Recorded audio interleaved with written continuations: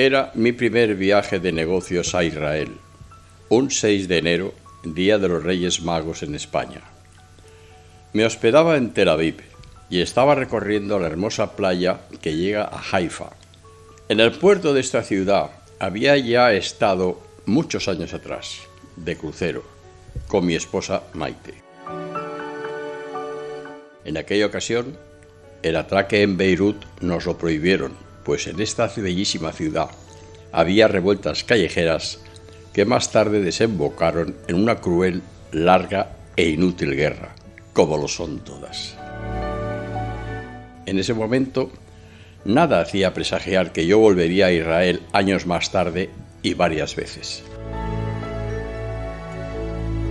Ese primer contacto de una excursión de crucero por la ciudad de Jerusalén me impactó, ya que con la Biblia en la mano recorrí lugares que había escuchado en mis tiempos de catequesis, luego en el bachillerato con la historia sagrada y hasta de monaguillo, en la iglesia de San Valero de mi ciudad de nacimiento, Valencia. Entonces eran solo nombres importantes para la religión. En ellos comenzó hace 2025 años la era cristiana, pero verme envuelto en ellos era una sensación muy de como si hubiera estado en un largo sueño y de repente todo era real.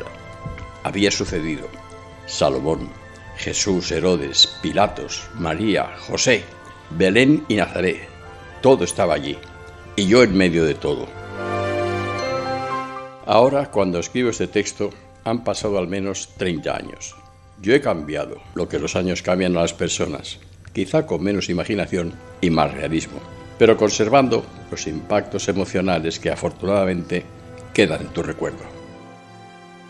Por avatares de la vida, había contactado con una importante empresa de telecomunicaciones israelita, Telrad, con base en Tel Aviv, y desde Valencia había volado al aeropuerto Ben Gurión de Israel para cerrar un acuerdo comercial que me permitiera distribuir las centrales telefónicas de esa firma en España y Portugal. En el aeropuerto me esperaba un representante de la compañía llamado Samuel Bonomo, con el que años después seguimos manteniendo una amistad. Me llevó al hotel que me había reservado la compañía y quedamos hasta la mañana siguiente, que volvería a por mí. Ya era tarde. Tomé algo en el restaurante y subí a mi habitación y salí al balcón. Una ciudad muy iluminada, con un gran paseo marítimo, se me ofreció y la acepté. De eso quiero escribir. De los lugares que visité años atrás, de las sensaciones que en ellos había vivido por primera vez y vivirlas nuevamente. Y lo hago desde mi condición de cristiano no practicante y dejando a cada cual que crea lo que le venga por conveniente. Cuando Samuel volvió a por mí a la mañana siguiente, me informó que la reunión se había pospuesto para la mañana siguiente. Me pidió disculpas y se ofreció pasar el día libre por Tel Aviv, para lo cual estaba a mi disposición. Yo le comenté mi visita en el crucero y lo que había visto, muy de pasada. Pero esto le abrió a Samuel la puerta para sugerirme que volviéramos a lugares ya visitados por mí anteriormente para reafirmar mis impresiones. Estábamos en enero, a un día de la festividad de los Reyes Magos, y a mí se me ocurrió que la mejor visita a realizar sería la ciudad de Belén. Le pareció muy bien, y con su coche allí nos dirigimos. Aclaré que mi acompañante Samuel era judío practicante, pero nunca omitió llevarme a donde le pedí, aunque él permaneciera fuera del lugar esperándome. Eso es respeto, eso es cortesía. Nos pusimos en carretera, fuimos conversando y él poniéndome en antecedentes de lo que pasaba por la ventanilla de nuestro coche. Atravesamos Cisjordania, con Ramala, su capital, a pocos kilómetros ya tocando Belén. Significa, en hebreo, lugar de pan o alimentos. Me llevó ante la imponente Basílica de la Natividad, la más antigua de Palestina, sobre la que se construyó el portal en el que se obró la Natividad del Señor, el nacimiento de Cristo. Quiero recordar que Jesús y María eran habitantes de Nazaret, un pequeño pueblo a unos 120 kilómetros de Belén. Cuando María estaba en estado avanzado de embarazo de Jesús, decidieron emprender camino a Belén, posiblemente por razones administrativas, al inscribir el nacimiento en esa ciudad. Fueron caminando y posiblemente tardaron 4 o 5 días en ese viaje. Se trataba de una iglesia de piedra, con un amplio salón para oración y misas, muy hermosamente adornada con pequeñas lámparas de colores que colgaban del techo a diferentes alturas. Esto le daba una luz muy especial al entorno, propio para el recogimiento y la oración. En uno de los laterales había un pórtico de piedra de una altura de unos 2 metros, que conducía a una escalera que bajaba a un semisótano que tenía una amplia sala para 50 personas aproximadamente. Había un lateral, un altar, sin ser específicamente eso, pero daba cobertura a una concavidad de piedra en el suelo. Señalaba el lugar en la que ocurrió la Natividad del Señor. En ese lugar estuvieron José el carpintero de Nazaret, María, elegida por Dios para alumbrar a Jesús, los bueyes, los pastorcillos, los magos de Oriente que siguieron a la estrella, toda una extraordinaria aventura que yo había vivido desde niño y que ahora me convertía casi en protagonista. Descendí cada escalón con el ánimo encogido. Cada peldaño me llevaba a un lugar fantástico del que tantas veces en mi larga vida había leído, había rezado, cantado y vivido maravillosas fiestas conmemorando la Navidad, de niño, joven, hombre, y que presentía me llevaría a tantos recuerdos de mis padres, mis hijos, mi mujer, mis hermanos. Todos nos habíamos reunido ante ese Belén de cartón que ahora se hacía realidad. En la estancia habían unas 20 personas, calladas, mirando con respeto o con el rosario en la mano. Supongo que tan sobrecogidas como yo ante ese hallazgo en nuestras vidas. Me mimeticé con el ambiente y mis ojos se humedecieron. No sabía qué rezar, solo mirar ya era una bendición. Hoy al escribirlo me vuelvo a emocionar, ya que el impacto que disfruté en ese momento todavía está presente en mí. Salí a la calle, me esperaba Samuel, que mostró el mismo respeto al verme recogido a mí mismo, como yo supe tener en cuenta cuando le acompañé, tocado con un kipá al estilo judío, a la zona de rezo que hay a la izquierda del Muro de los Lamentos. Regresamos a Tel Aviv, en donde, aprovechando un receso de almuerzo, sucedió algo extraordinario para mí. Acudimos a una sección de la fábrica donde, en el muy buen castellano que hablaba Samuel, me presentó a unos viejos compatriotas míos, según él.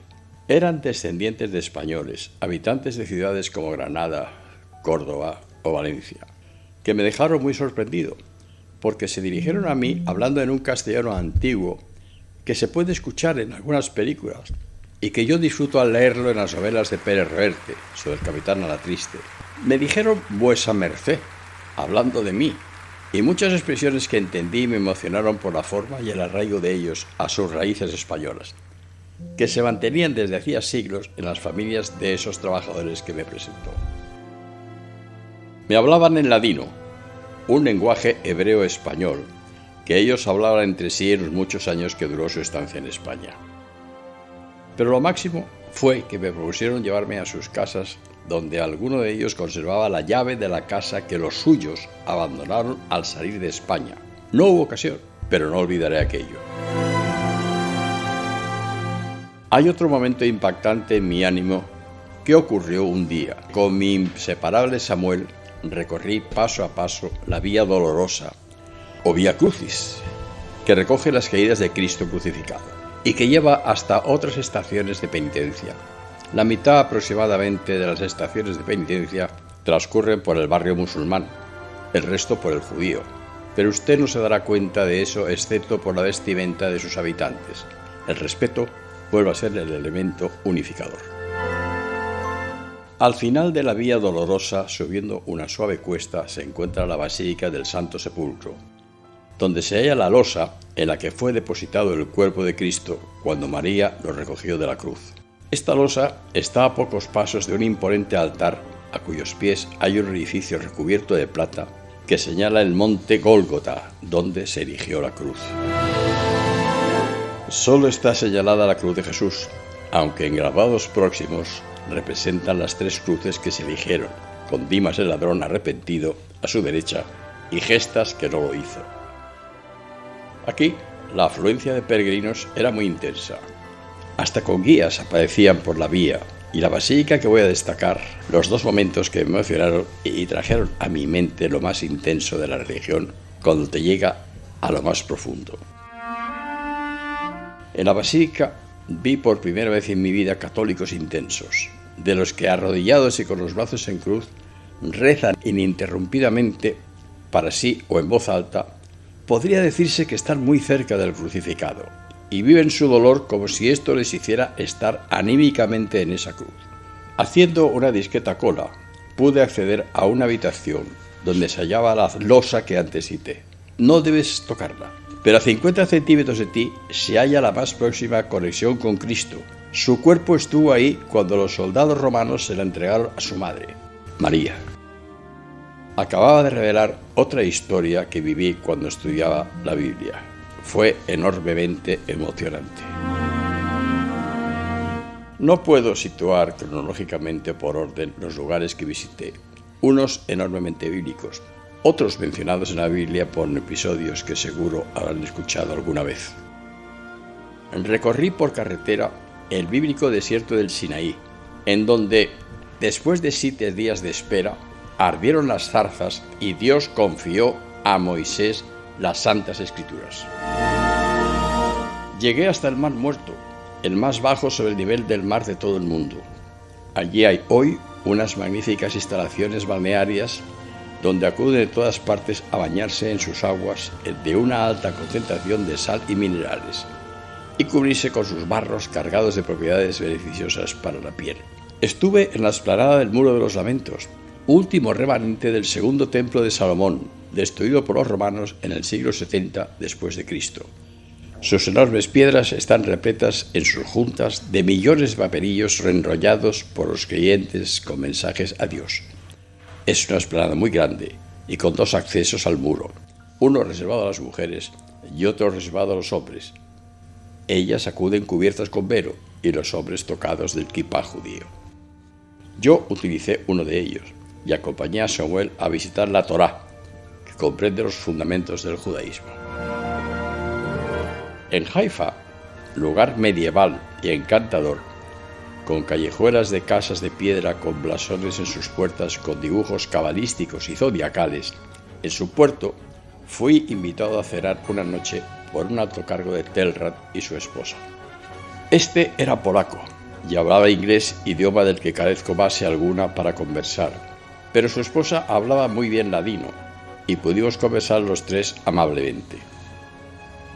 En un momento de la reunión, y por indicación de la esposa, se subió la manga hasta el codo, y allí aparecieron los siniestros números del campo de exterminio nazi de Auschwitz, grabados en el mismo.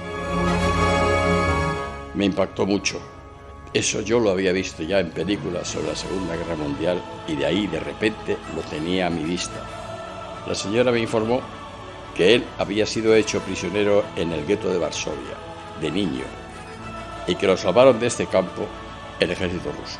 Toda una historia dura y realista. Sé, y así me lo han advertido los consejos de amigos, que escribir hoy en día de Israel puede ser que me cause algún disgusto. Pero yo he hablado de Tierra Santa, la Biblia y Jesús. Tengo mi propia opinión, porque conozco algo del entorno de Oriente Medio de primera mano. Este escrito lo finalicé a 15 días exactos de sentarme a la mesa de Navidad en Palma de Mallorca con la familia de Purita, que también fue la mía, en cuya sala comedor hay un Belén que conozco hace 25 años, y que este año, debido a las emociones que he sentido al recordar y escribir este relato, van a adquirir una presencia muy especial, con recuerdos muy variados e intensos, pero ante todo, prevalecerá en mí el calor y cariño que sentiré estando con ellos. En la playa de la Patacona, a 10 de diciembre del año 2025. José Manuel Tomás Soler.